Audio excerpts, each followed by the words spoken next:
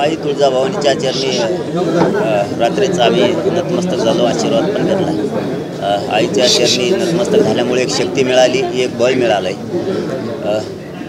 आईच्या चरणी नतमस्तक झाल्याच्या नंतर माणसाच्या सगळ्या इच्छा पूर्ण होतात आणि सरकारलाही आईने तुळजाभवानीने सद्बुद्धी द्यावी। शेतकरी प्रचंड अडचणीत आहे, त्यांनाही भरघोस मदत मिळाली पाहिजे, ही सद्बुद्धी आईनं सरकारला द्यावी, ही आईच्या चरणी साकडं घातलं आहे। आणि गोरगरिबांचे प्रश्न असणारे आरक्षणाचे प्रश्न याबद्दलही आईने सरकारला सद्बुद्धी द्यावी हे साकडं घातलं। आज पश्चिम महाराष्ट्राच्या दौऱ्याला सुरुवात होती आई तुळजाभवानीचा आशीर्वाद घेऊन। शुभारंभ हा सोलापूरपासून आहे, समारंभ हा नाशिकला आहे। घराघरातला मराठा स्वतःच्या मुलासाठी एकवटला आहे, कारण आरक्षण नसणारे ताकदीनं पेटून उठले, तर मग आरक्षण नसणारे त्यापेक्षा दुपटीनं एकवटले की आपल्या लेकराला, आपल्या जातीला न्याय मिळाला पाहिजे, आपली जात, आपले लेकरही मोठे झाले पाहिजे। म्हणून घराघरातला मराठा कामं सोडून आज रॅलीमध्ये सहभागी होतो। कामधंदे सगळे मराठ्यांनी सध्या बंद ठेवलेत एक दिवसासाठी, कारण एक दिवस काम बंद ठेवल्यानं जर समाजाचं कल्याण होणार असलं तर समाज रस्त्यावरती आला आहे। आणि मला उघडं पाडायचं ठरवलं आहे सरकारनं, सगळ्यांनी घेरायचं ठरवलं आहे। माझा समाज सरकारपेक्षाही मोठा आहे, त्यामुळे सरकारला कसं घेरायचं हे मराठ्यांना माहिती आहे। मराठीसुद्धा ताकदीनं आता रस्त्यावरती उतरा। दादा, राज्य सरकारनं सांगितलं की मराठवाडा गॅजेट स्वीकारू, त्याचं काही प्रक्रियाही सुरू केली, म्हणजे ती प्रक्रियेची सध्याची स्थिती काय आणि मराठवाडा गॅजेट स्वीकारलं तर मराठवाड्यात मराठ्यांना जर आरक्षण मिळालं आपण समाधानी असाल?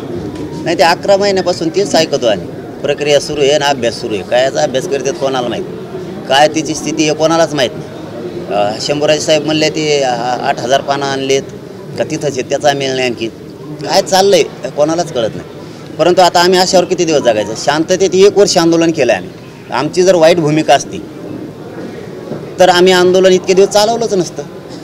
आजही आम्ही 2 उपोषणं केलेत, म्हणजे ह्या महिन्यात, की आम्ही सरकारला वेळोवेळी सांगतो आम्हाला राजकारणाकडे नाही जायचं, तुम्ही आम्हाला समजून घ्या, म्हणून आम्ही आमरण उपोषणं करतो।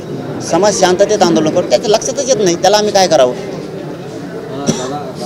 रात्री म्हणतायत की विरोधी पक्षाने आम्ही कुणबीतून मराठ्यांना आरक्षण देण्यासाठी तयार आहोत, मात्र विरोधी पक्षाने जे आहे तर त्यांच्या जाहीरनाम्यात हा मुद्दा जो आहे तो घ्यायला हवा की त्यांची सहमती आहे या मुद्द्यासाठी आरक्षण देण्यासाठी। त्याला घ्यायला तर पाहिजेच सगळ्यांनी, जेवढे राजकीय पक्ष आहेत या राज्यात यांनी सगळ्यांनी मिळून सांगायलाच पाहिजे की मराठ्यांचं हक्काचं ओबीसीतलं आरक्षण दिलं पाहिजे, हे सगळ्यांना सांगणं गरजेचं आहे। पण जर कोणी नाही सांगितलं तर त्याच्यामुळं तुम्ही आमचं वाटलं नाही करू शकत।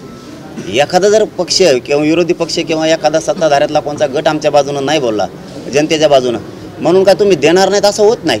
शेवटी तुम्ही सरकार आहे, कोणी तुम्हाला पाठिंबा दिला काय नाही दिला काय, द्यायची की नाही ही राजकीय इच्छाशक्ती तुम्हाला असली पाहिजे।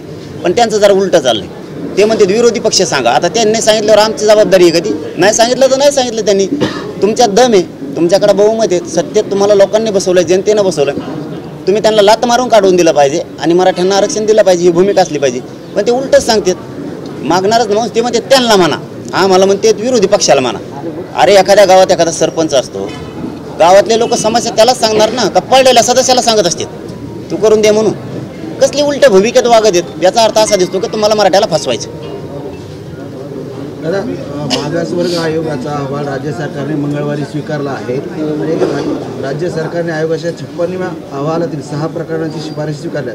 त्यामध्ये ओबीसी प्रवर्गात मुस्लिम जातीतील माळी, बागवान, राई या जातीसोबत आता कुंजाडा जात आहे, त्यामध्ये येणार आहे। कोणत्या मागासवर्ग आयोगाने? राज्य मागासवर्ग आयोग। हा, अरे हे बघा, मराठा तर मागासवर्ग आयोगाने सिद्ध केला आहे। मराठा कधी असा विषय? मुस्लिम जातीतली एक जात स्वीकारली ती ओबीसीमध्ये येणार आहे, मराठा कधी? हां, तेच आमचं म्हणणं आहे। जर मराठा समाज मागास, राज्य मागासवर्ग आयोगाने मागास ठरवला आहे 10%, तर मराठ्यांना वरती का दिलं 10% आरक्षण? 50%च्या वरती टिकत नाही, मागास हे तर 50%च्या आत घ्यायला पाहिजे।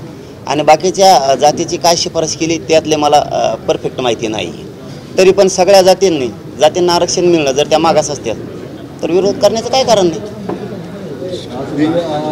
आगामी काळात विधानसभा मराठी जसं समीकरण मानलं जाते, एकत्र सगळा मराठा समाज या विधानसभा निवडणुकीत यशस्वी होऊ शकतो, जातीय समीकरण मतदानारूपात कसं असणार आहे? ते 29 ऑगस्टला ठरेल।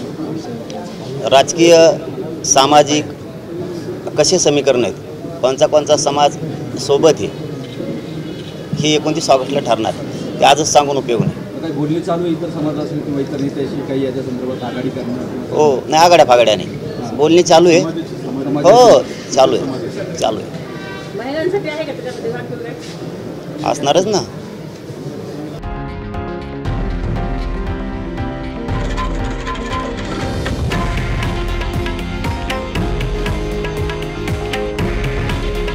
हे आहे देशातील नंबर 1 न्यूज नेटवर्क आणि आपण पाहत आहात TV9 मराठी. काळजी तुमची, हित महाराष्ट्राचं.